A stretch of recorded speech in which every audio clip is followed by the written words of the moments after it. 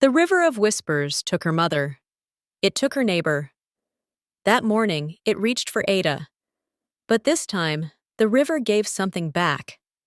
They called it the River of Whispers because of what the water said to you when you were alone. Not with words, but with memories. The river remembered every life it had touched, every hand that had dipped into its current, every soul it had carried away. Ada had learned to respect that silence. She had learned to fear it. But she had never learned to turn her back when something needed help. That morning was like any other in the village of Kafui. The sun rose slow and heavy over the thatched roofs, painting everything in shades of orange clay and drying mud. Ada was 23 years old, and she had already buried more dreams than most people her age. Her mother's sickness had taken everything, their savings, her father's laughter, the sense that tomorrow might be better than today. What it left behind was a quiet house, a basket that needed weaving every morning, and a hollow place in Ada's chest that she had learned to carry like a stone. She walked to the river because the clay jars needed filling, because the garden needed watering, because standing still in that house made the silence too loud. The path down to the bank was worn smooth by generations of feet, and Ada knew every root, every loose stone, every place where the earth dropped away. She moved on instinct, her mind elsewhere, on the past, on the empty spaces, on the question that haunted her nights. What are you supposed to do when the world keeps taking? The water was calm when she arrived, deceptively calm. The surface reflected the sky like polished obsidian, not a ripple disturbing its face. Ada knelt at the edge, the way her mother had taught her, lowering the first clay jar into the current with both hands. That's when she felt it. A tug. Not from the river's flow. From something inside the river. Something that had wrapped around her wrist with the precision of a hand. Her first instinct was to pull back. Her second was to scream. But before either could happen, she saw the eyes. They opened beneath the water, wide and luminous, the color of wet amber catching sunlight. They were not the eyes of a fish. They were not the eyes of a crocodile. They were human eyes, filled with a sorrow so deep it felt like looking into a well with no bottom. The grip on her wrist softened, became gentle, almost pleading. And then she heard the voice. Not in her ears, in her chest, vibrating through her ribs like a song she had forgotten she knew. "Please," it said. "Don't let go." Before we continue the story, let us know in the comments where you're watching from. We'd love to hear from you. And if you're new here, click on the subscribe button so you never miss any of our upcoming stories. Ada did not let go. She did not run. She stayed kneeling at that riverbank, her wrist held by something she couldn't name, while the village behind her woke up and began its day. She could hear the distant clatter of cooking pots, the sharp cry of a rooster, her father coughing in their small house. Normal sounds, earth sounds. And here she was, tethered to something else entirely. When the hand finally released her, it left 3 small objects in her palm. Shells. Each no bigger than her thumbnail, each a different color, one white as bone, one red as river clay, one black as the water at midnight. They were warm to the touch, pulsing faintly like they had heartbeats of their own. Ada closed her fingers around them, and the feeling of loss that had lived in her chest for so long shifted. It didn't disappear. It just made room for something else. The eyes in the water blinked once, slowly. Then they were gone. She told no one. What could she say? That the river had given her a gift? That something had spoken to her in a voice only she could hear? They would say the grief had finally broken her. They would say she was becoming like her mother in the final days, speaking to people who weren't there, seeing things that didn't exist. So Ada said nothing. She went home. She wove her baskets. She made the evening meal.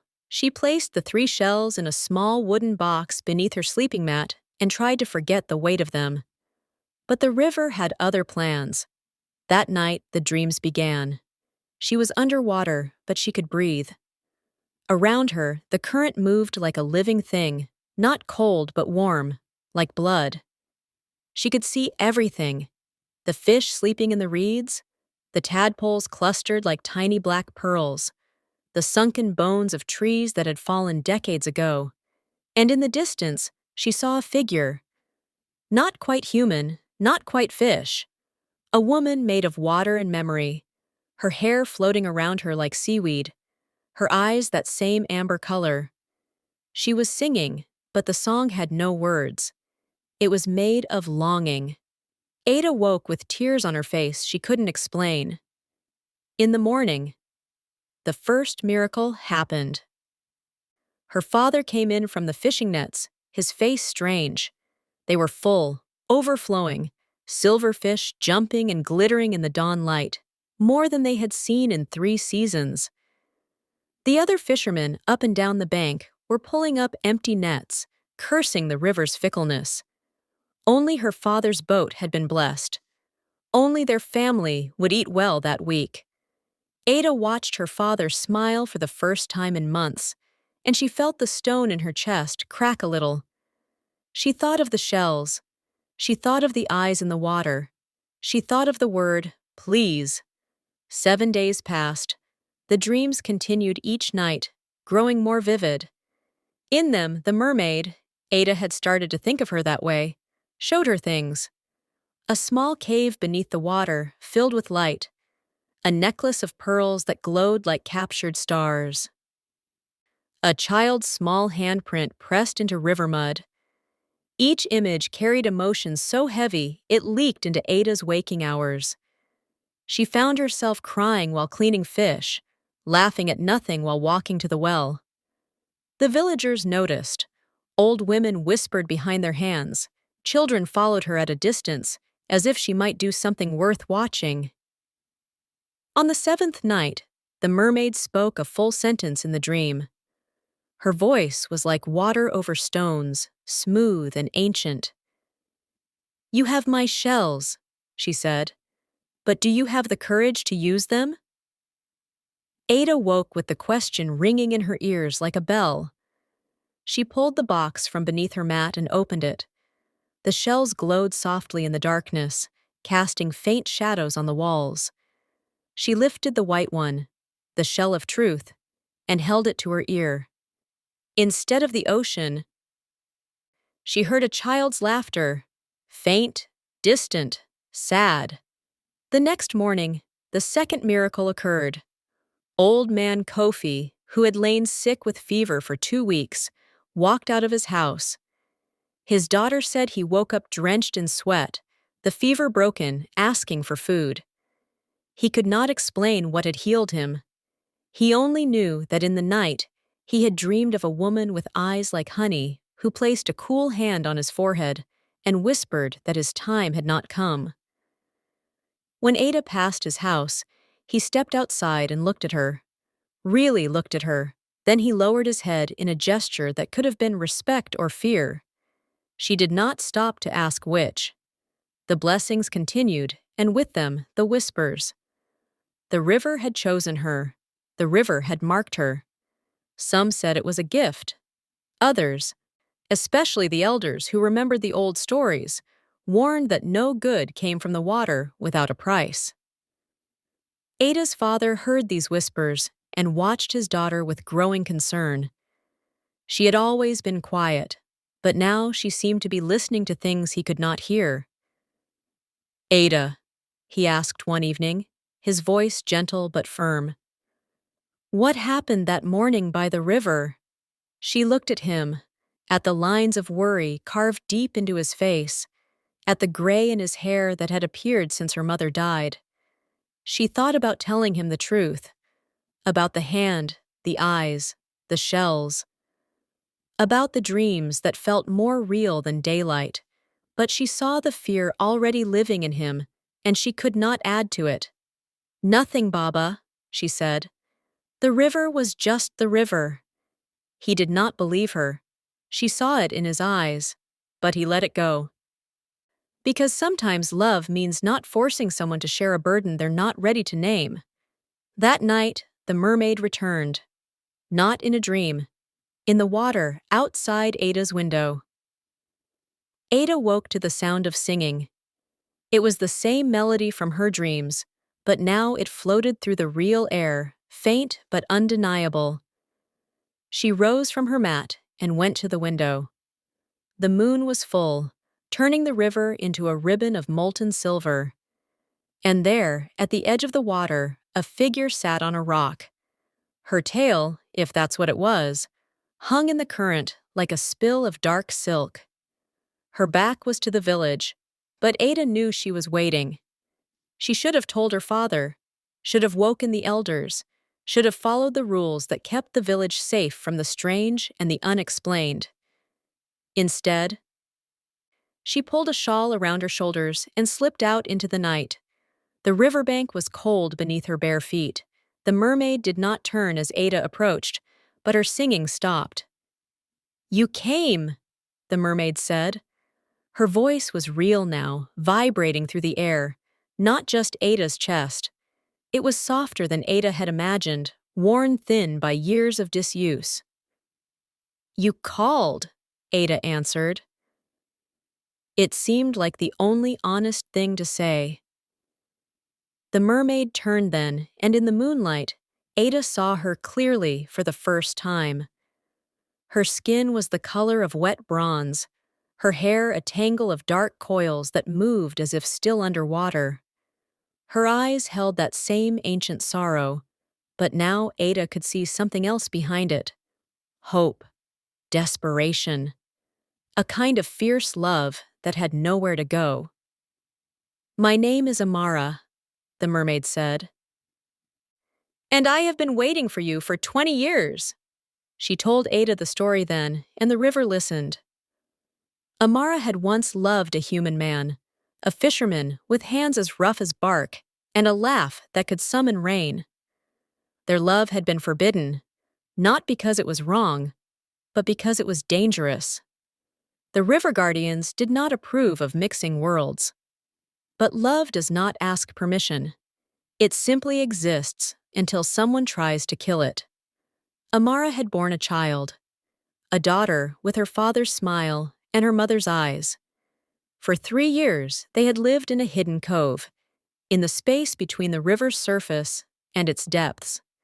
Then the hunters came, men who feared what they did not understand, who believed that a mermaid child's scales could cure any disease, that her tears could turn iron to gold.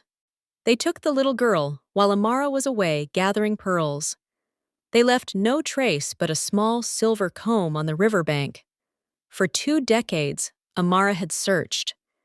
She had looked in every cave, questioned every current, followed every useless lead. The river was vast and time moved differently beneath the surface, but she had never stopped looking. And then, one morning, she had felt something. A familiar spirit, a lost piece of herself, walking on 2 legs, kneeling at the river's edge with a heart full of grief and a soul that matched her daughter's frequency. "You are not her," Amara said, her voice breaking. "But you carry the same light, the same capacity for kindness that she had. When I touched you, I felt it, and I knew you were the one who could help me find her." Ada stood very still, the weight of this revelation settling over her like a heavy net. She thought of her mother, of the sickness that had taken her slowly, piece by piece. She thought of the emptiness that had lived in her chest since then, the feeling of being untethered, unmoored. She thought of the shells in her box, pulsing like heartbeats. "What do you need me to do?" she asked. Amara looked at the water, then back at Ada. "Break the shells." "Break them? But you told me to guard them." "Guard them until it was time. The time is now." The river was beginning to change. Ada could see it even in the moonlight. The water level had dropped, exposing rocks that had never seen air. The current moved sluggishly, like blood thickening in a vein. The fish were gone. The reeds were brown at the tips. "The river is dying," Amara said. "I am dying with it." "The hunters did more than take my child. They broke something in the balance. They poisoned the water with their greed. I have held it together with my grief for 20 years, but grief is not strong enough anymore." She took Ada's hands in hers. Her fingers were cold, but the touch was gentle. "The shells are keys," she said. "One will show you where she is. One will protect us while we go to her. One will bind you to the river, so you can take my place when I am gone." Ada pulled back slightly. "Take your place?" "As guardian, as bridge, as the one who belongs to both worlds." The weight of the stone in Ada's chest shifted again, becoming something sharper. This was not a simple choice between helping and walking away. This was a choice between the life she knew, solid ground, her father's house, the village, the sun, and a life she could not imagine, a life of water and memory and eternal responsibility. "I can't," she whispered. "I'm just a girl." "You are never just anything," Amara said. "Not to those who need you." She turned then, sliding from the rock into the shallows. Her tale, when Ada finally saw it clearly, was not beautiful in the way stories described. It was scarred, faded in places. The scales were missing patches, revealing gray skin beneath. This was not a creature of fantasy. This was a woman who had suffered, who was suffering still. "Decide, Ada," Amara said, her voice growing faint as she moved into deeper water. "But decide soon. The river remembers everything, including those who turn their backs." She vanished beneath the surface, leaving only ripples that caught the moonlight like broken glass. Ada stood on the bank until dawn began to soften the sky. Then she walked home, her feet leaving wet prints on the dry earth. Her heart making a choice it would take her mind days to understand.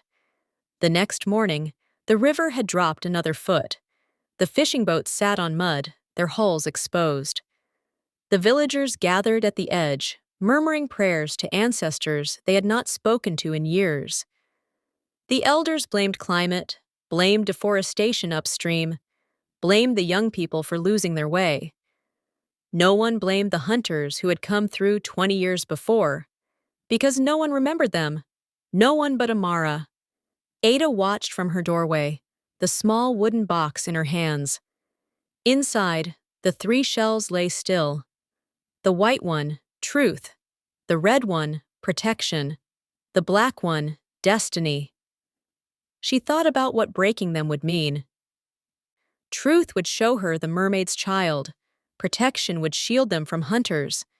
Destiny would bind her to the river forever. Forever is a long time when you are 23 and have never been farther than the next village. Forever is a long time when you have seen what grief does to a person, how it hollows them out until they are just a shell themselves. But the river was dying, and Amara was dying with it.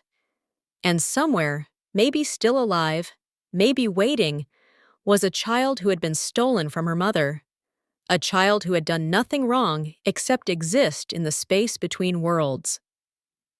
That night, Ada made her decision. She took the white shell in her hands, feeling its warmth, its pulse. She went to the riverbank where Amara had first touched her. The water was so low now that she could walk 10 feet out and still stand in mud up to her ankles. The fish had vanished. The birds had stopped singing. The river was holding its breath. "Okay," she said to the darkness. "I'll help you." She brought the shell down on a rock. It shattered with a sound like breaking glass, but the pieces did not fall to the ground. They hung in the air, glowing, then flew together like iron to a magnet, reassembling into something new. A map. A pattern of light that showed Ada a place she had never been. A cave so deep in the river's belly that no human should have been able to reach it. And there, huddled in the darkness, was a girl. Not a child anymore. A woman, grown, with Amara's eyes and a tail that glittered with scales as bright as diamonds.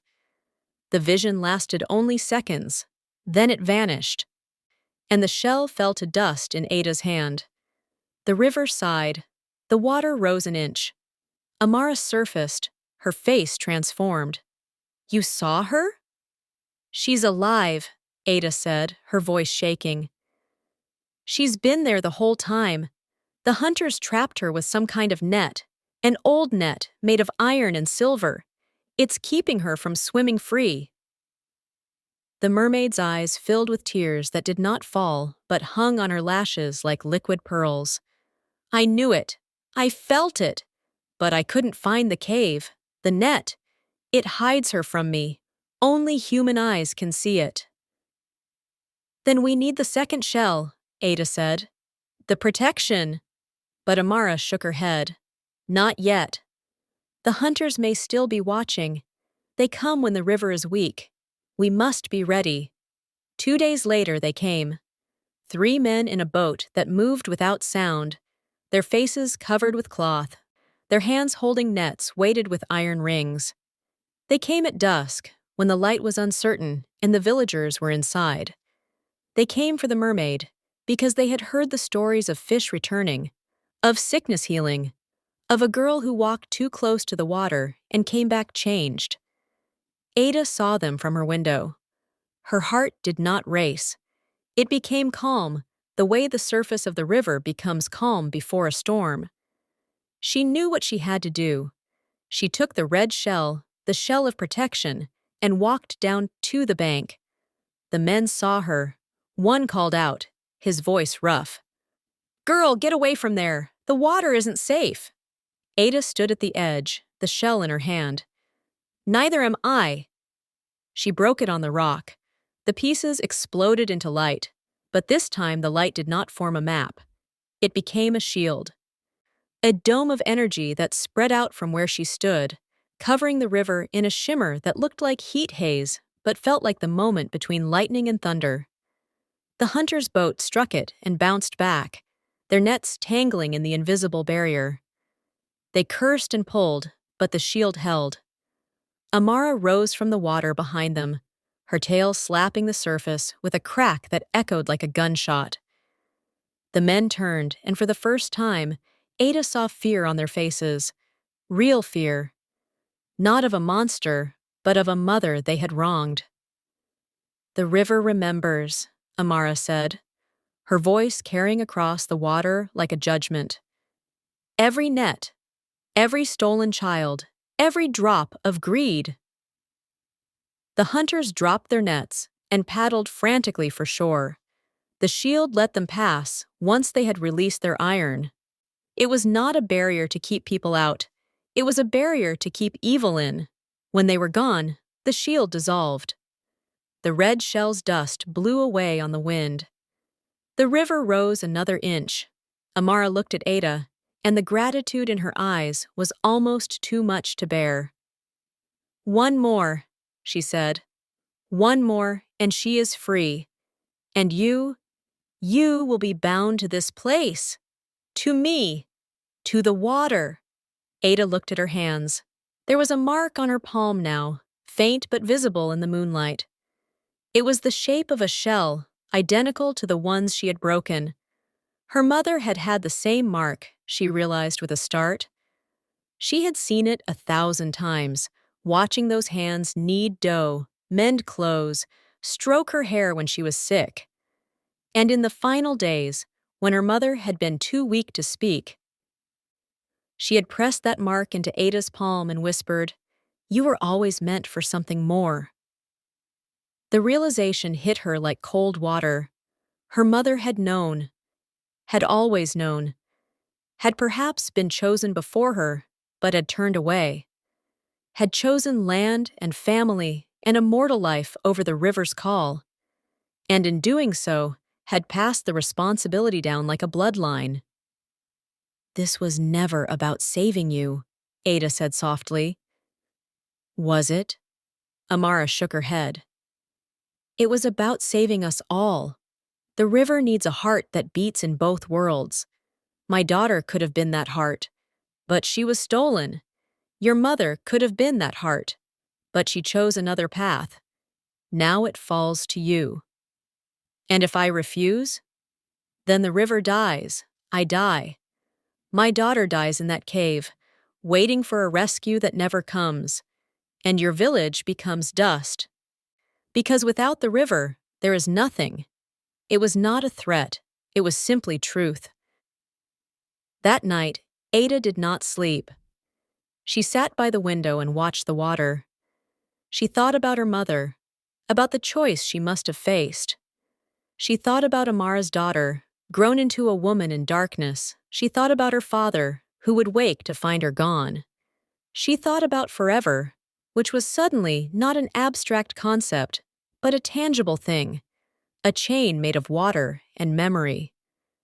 She thought about kindness, not the easy kind, the kind that cost you nothing, a smile, a coin, a moment's pity, but the hard kind, the kind that asks for everything.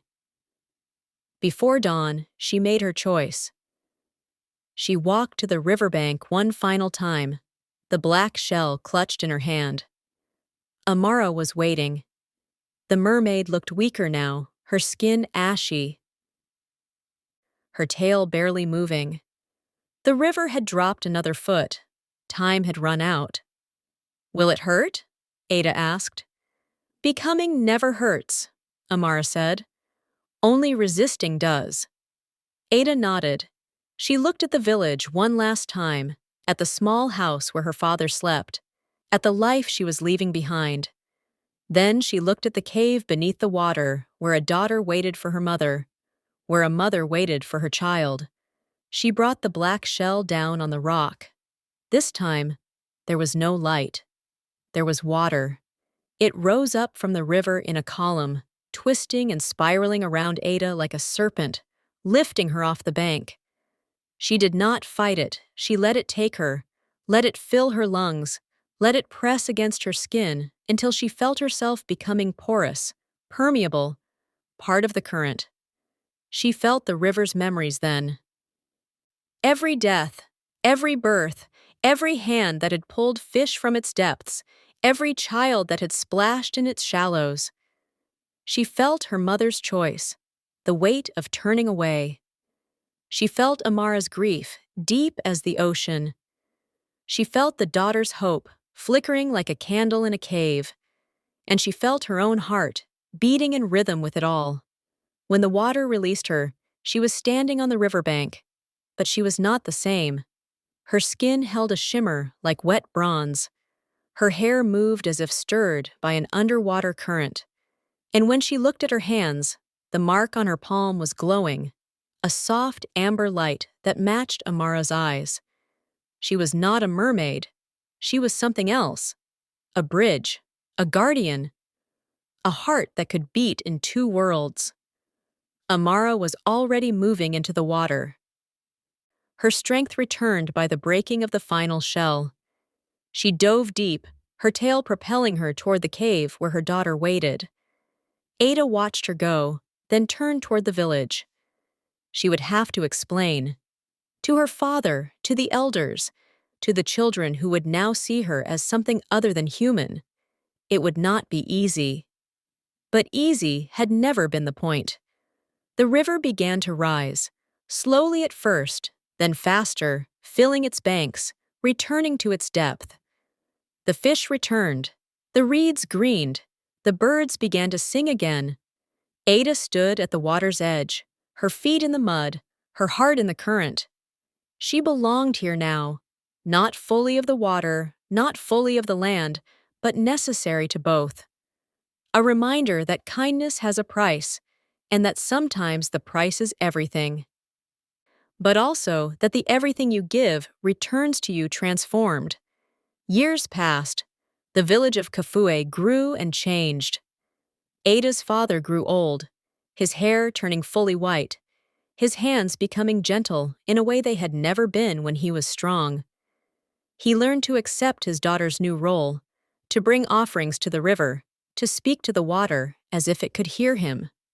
Because it could. because she could. Amara and her daughter returned to the deep parts of the river, the places humans could not go. But they came back often, rising to the surface at dawn and dusk, their silhouettes visible against the rising or setting sun. Ada would join them, and the three of them would swim together, a family formed not by blood, but by choice, by sacrifice, by the kind of love that rebuilds worlds. The villagers came to understand. They learned to bring their questions to the river, to ask for healing, for guidance, for rain, and sometimes the river answered, through Ada. Sometimes it withheld, teaching them that not every desire deserves to be fulfilled. That respect is the first law of nature. Ada never married, never had children of her own, but every child in the village was hers to protect. Every elder was hers to comfort. She became a story told at night, a legend whispered around fires. The girl who chose the river, the daughter who returned. She grew old, as all things do, even guardians. But her eyes remained that amber color, and her hands never lost their shimmer. When her father died, she buried him on the hill overlooking the water, and she placed 3 shells on his grave. They were ordinary shells, not magic, but they meant something. They meant that she had lived a life of purpose, that she had been brave enough to break what was precious, to build what was necessary. And when her own time came, when her heart had beaten its last in the human world, the river rose up to meet her. Amara was there, unchanged by time, and the daughter whose name was Zuri, whose eyes held the same amber light. They took Ada's hands and pulled her gently beneath the surface, but she did not disappear. She became part of the current, part of the memory. She became the river's voice, whispering to those who knelt at its banks.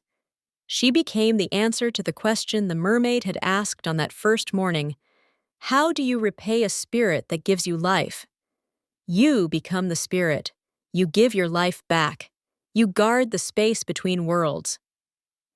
And you remind everyone who comes after that kindness is not a small thing. It is the thread that holds the universe together. If this story touched your heart, tell me, do you believe mermaids still watch over the rivers of Africa? Would you help one if she called your name? Comment below, share this story with someone who believes in the magic of kindness, and subscribe for more African folktales that heal the heart and feed the soul.